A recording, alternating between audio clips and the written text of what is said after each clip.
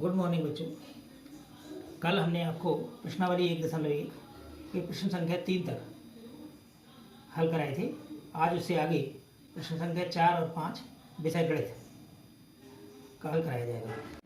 प्रश्नावली 1.1 का प्रश्न संख्या 4, यूक्लिड विभाजन प्रमेय का प्रयोग करके दर्शाइए कि किसी धनात्मक पूर्णांक का वर्ग किसी पूर्णांक m के लिए 3m या 3m+1 के रूप में होता है। तो अब इसका उत्तर देखिए। यूक्लिड विभाजन प्रमेय का प्रयोग करना है। तो यूक्लिड विभाजन प्रमेय का है a = bq + r। ये b बराबर 3, b बराबर यहाँ से हम ये 3 लेंगे तो b = 3 के लिए a = 3q + r।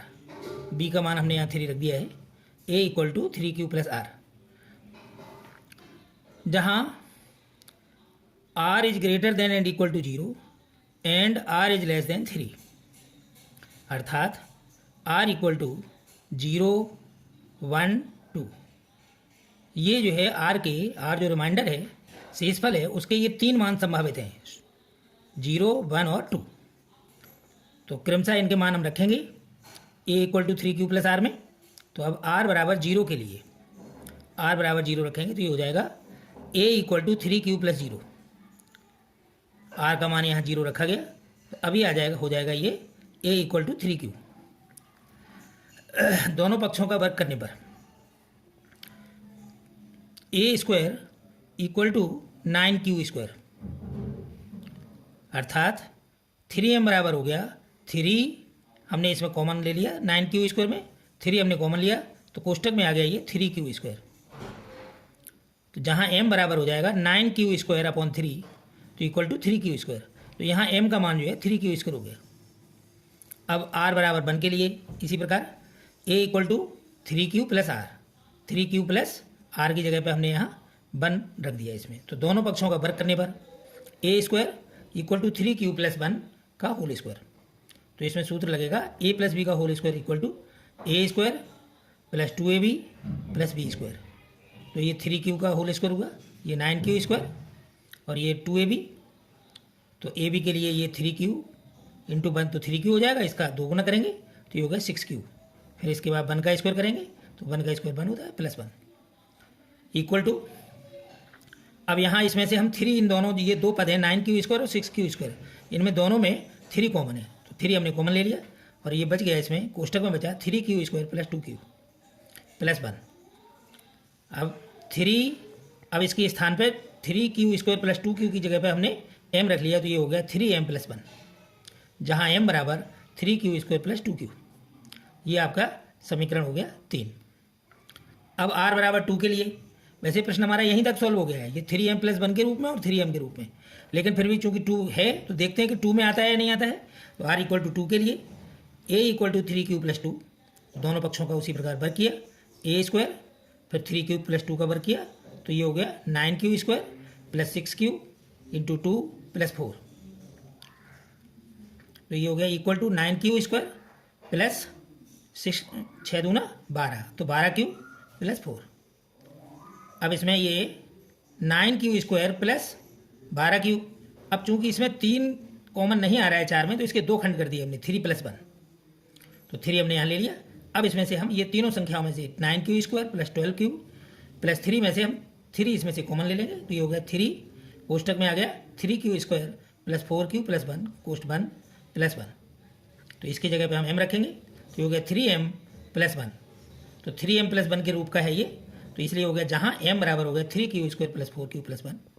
अतः किसी धनात्मक पूर्णांक का वर्ग किसी पूर्णांक m के लिए 3m या 3m+1 के रूप में होता है।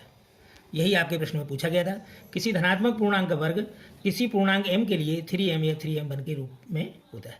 तो ये आपका सिद्ध हो गया, प्रूव्ड। प्रश्न संख्या 5, यूक्लिड विभाजन एल्गोरिथ्म का प्रयोग करके दर्शाइए कि किसी धनात्मक पूर्णांक का घन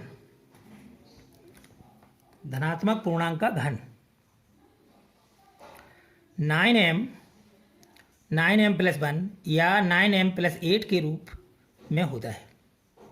तो जैसे पहला वाला प्रश्न जो वर्ग के रूप में था, ये घन के रूप में है। तो यूक्लिड विभाजन एल्गोरिथम का प्रयोग करना है।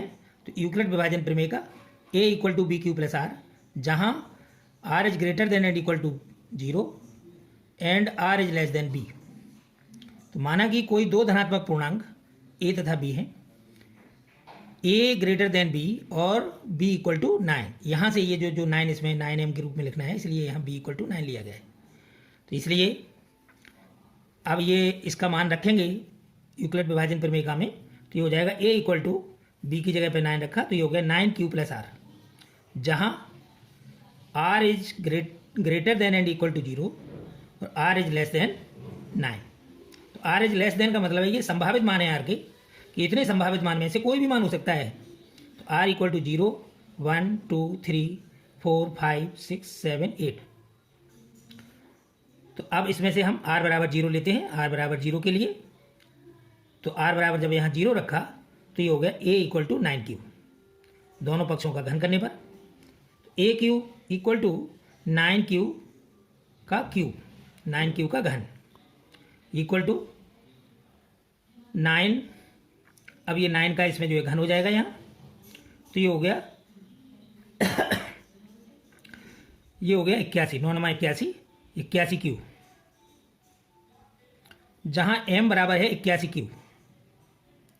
तो ये 9, ये 81 क्यू की जगह पे यहाँ m रखा, तो ये हो गया 9m।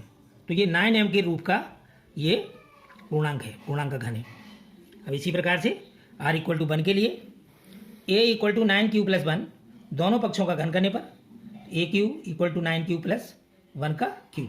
तो इसमें जो सूत्र लगेगा क्यू का, a प्लस बी का whole cube equal to a Q plus 3ab, कोष्टक में a प्लस बी क्यूब। तो a क्यू इक्वल टू, अब इसमें इसका घन किया तो ये हो गया 9q की घात 3 प्लस 3 9q गुणा 1, और कोष्टक में आ गया ये 9q प्लस 1 प्लस 1 की घात 3 इक्वल टू, अब 9 का जो घन किया तो ये आ गया ये 729, q की घात 3 घन, यहाँ इनको हल किया तो ये हो गया 27q, और 9q प्लस 1 प्लस 1 का घन किया, 1 का घन 1 होता है, 1 आ गया। अब इसके बाद 729q की घात 3 प्लस, अब 27, इस कोष्टक को तोड़ेंगे तो 27 में 9 का गुणा किया तो 9 7 63 की 3 हासिल 6, 9 2 18 और 6 24, तो 243 क्यू और क्यू स्क्वायर प्लस, अब 1 में 27 क्यू का गुणा करेंगे तो ये 27 क्यू प्लस 1। अब इन तीन संख्याओं में, इन तीन पदों में से हम 9 कॉमन ले लेंगे, तो ये हो गया 9। अब 9 का इसमें भाग दिया तो ये 81 क्यू की घात 3 प्लस, इसमें 9 का भाग देंगे तो 9 दूनी 18, 6 बचा 63, 9 7 63, 27 क्यू स्क्वायर प्लस 3 क्यू, 9 3 27, कोष्ट बंद प्लस 1। तो इसमें ये 9, ये हम m के बराबर लेंगे तो ये हो गया 9m प्लस 1। तो ये 9m प्लस 1 के रूप का है। अब इसी प्रकार से r इक्वल टू 2 के लिए a equal to 9q plus 2, अब इसका भी उसी प्रकार से घन करेंगे, दोनों पक्षों का घन करने पर इक्वल टू कोष्टक में 9q प्लस 2 का होल क्यूब। तो a क्यू इक्वल टू, अब इनका हम घन करेंगे उसी सूत्र से, ये सूत्र दिया गया है a प्लस बी का whole cube equal to a Q plus 3ab bracket में a प्लस बी क्यू, इसी सूत्र से इसे जो है हम इसका घन करेंगे। तो ये हो गया यहाँ 729 क्यू प्लस 54 क्यू, और कोष्टक में हो गया ये 9q प्लस 2 प्लस 8। फिर ये अब इस कोष्टक को तोड़ना है तो 729 क्यू प्लस 54 का गुणा 9 में किया तो 9 चौको 36 की 6 हासिल 3, 9 पंचे 45 और 3 48, तो 486 क्यू स्क्वायर प्लस, अब 54 का गुणा 2 में किया तो ये हो गया 1 से 8 क्यू प्लस 8। अब इसमें इन तीन संख्याओं में हमें 9 हम कॉमन लेंगे इसमें, तो ये ले लिया हमने 9 कॉमन, तो ये हो गया 81 क्यू की घात 3 plus 54 q square plus 12 q कोष्ट बंद प्लस 8। तो इसमें इसको हमने m के बराबर माना तो ये हो गया 9m प्लस 8।